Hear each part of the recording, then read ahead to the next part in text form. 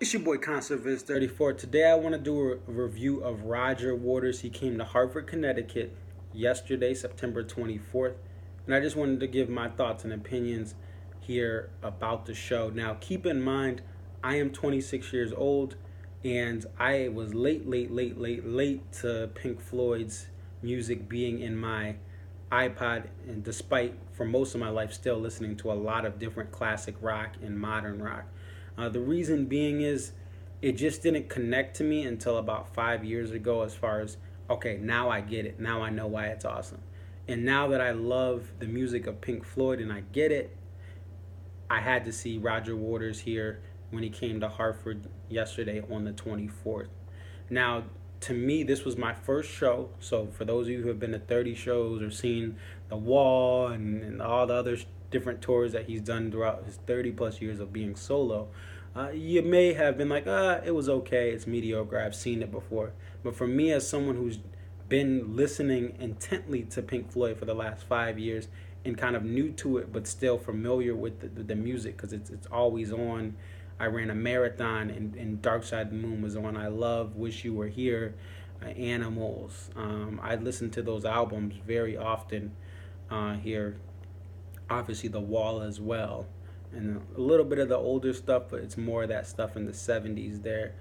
But I thought this was amazing. It was spectacular. I wished I would have seen.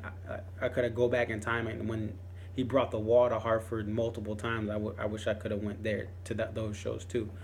But the best thing about this show is really it doesn't matter where you sit. Now, yeah, if you're in the nosebleeds, yeah, you're high up. But the higher up you are, the better access you get to the multiple screens, the secondary screens, and the different props and effects. And I was actually glad that I got seats in the lower level. You see my video before this one. It's just kind of the closing, and obviously they all took a knee. But that I did take that video, and those were my seats where I could see. I was glad I had height because if I was on the floor, you can't see any of the video screens and things like that. And the screens took me away from the stage, and that hardly happens for me. Usually there's props and stuff at shows, I don't care, but the screens had me focused. I go back to the stage, looking at the screens, looking at the pig and the different props, looking at the prism thing, and it was really cool. And the thing, and this is what's awesome about when you have a really great or historic act or a person from that act, when you hear Time 3 songs in, really, and that song, honestly, that song could have closed out, it would have been good. But to hear Time 3 songs into a show, you're like, that song, I love that song, but to hear that 3 songs in, it was just amazing. And then another brick in the wall, part 2 and part 3 at the end of the first set. It's like, there's so many great songs from Pink Floyd during the Waters era, and this show just showed you just a glimpse of some of it, not even all of it. And another highlight too was I love Animals, and obviously Pigs, 3 different ones, not just because of the propaganda and all that stuff, but man, that when that riff comes on, you hear the bass riff, and then you have the electric guitar rhythm thing that goes on, that your heart, you feel it. And it's a whole new dimension seeing it live than just listening to it. And I love listening to Pink Floyd when I run, when I'm just chilling in the house. I listen to it very frequently as far as the different albums from the 70s. So I really thought Pigs was done well. And there's not much more I can say. It's a great show. Now, one thing that I really will critique is I wish the poster options were more specific to the actual Hartford, Connecticut, or even just the Northeast, like the Northeast stops.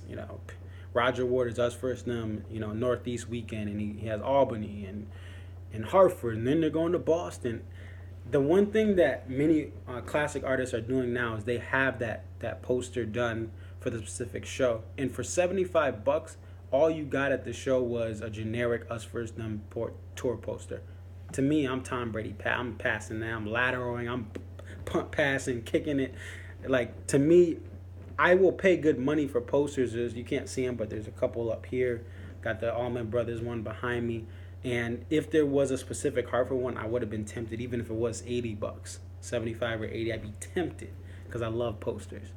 So I really wish they had done better with the poster. And then like a tie-dye shirt, tour shirt was $75. I'm good. Like, come on.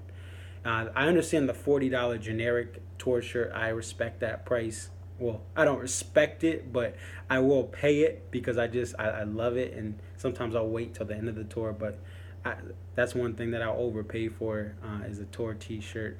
But I mean, I didn't do it this time. We'll see next time if he does another little gig here and it's a different theme. So that's the only negative I think is that. Now, as far as the politics, the one thing that I thought was, I was worried because I know people were like, "Oh, he's going over the top. He's crazy. He's obsessed with Trump." But to me, it very far left? Yes, but that's Roger Waters, and it wasn't.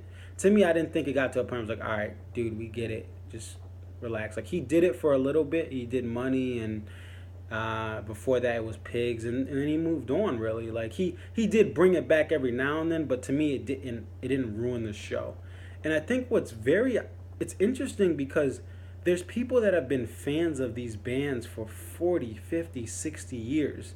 Pink Floyd and specifically Waters, because Gilmore's not as crazy. And like, people love Peter Gabriel and they love all these other acts. And then all of a sudden, when they stand against a conservative opponent, and they've been their whole music catalog is about being far left liberal, why would you be mad 40 years after you fell in love with the band? Like, if you're that much of a fan, you should know, like, what is Money about? You think Money is like about conservatism, or you think another Brick in the Wall is pro Ted Cruz and Donald Trump? Like, come on.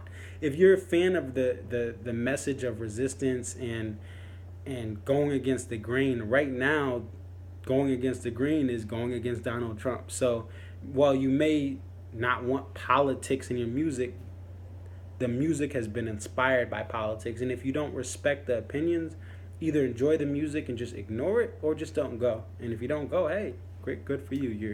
You're letting your voice be heard. But to me, it didn't go too far. But I think that people need to understand the best music that's ever created, the best art that's ever created, the best athletes. These people have problems, but their problems are what make them great. Whether their problems, whether they should change for the better or not. But the reason that Roger Waters was able to contribute to Pink Floyd to the level he did is because his passion and desire to go against the status quo of society. To be someone that was anti-1950s era of the world and be more about the late 60s and early 70s of revolution. So that's why the music is great, whether it's far left-leaning revolution, far right-leaning revolution. His whole message is about changing, even if it is overboard at times. And I do respect Roger Waters, even if I don't fully agree with his every political statement he does, because that passion is what's missing from modern music. What do you want? You want Roger Waters to be some pop artist or some generic, I don't want to say all country because much of country is passion, but generic country about boots and jeans and all that? No. You want people to speak their mind and give their art authentically, even if it crosses a line to a point. The best music is at most times unfiltered, as long as it's good, as long as you write. And I mean, obviously what Waters contributed to Pink Floyd was good. It was really, really, really good.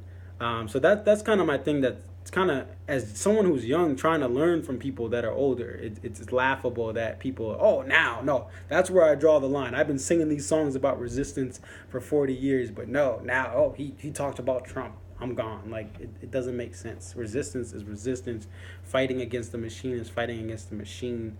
That's not really political. That's a life mindset there. So thought it was a great show. Obviously you saw my video. He took a knee. Hey, that's what that's his statement. And it was very interesting. But let me know what you guys think. What did you guys think of the show? If you've been to a show, what did you guys think of the show you went to? And what do you think about the political statements that Roger Waters has displayed? really the most radical of many of the prog rocker, classic rockers out there from his era about politics. But until next time, it's your boy ConcertViz34. Check out all my videos. I have a lot of different selection of video recordings from a lot of different genres. I'm sure you'll find something you hate, and I'm sure you'll find something you love. Dave Matthews Band. Oh, God, he's a tool. Like, I don't know. Anyway, but definitely like, comment, subscribe. I'm out.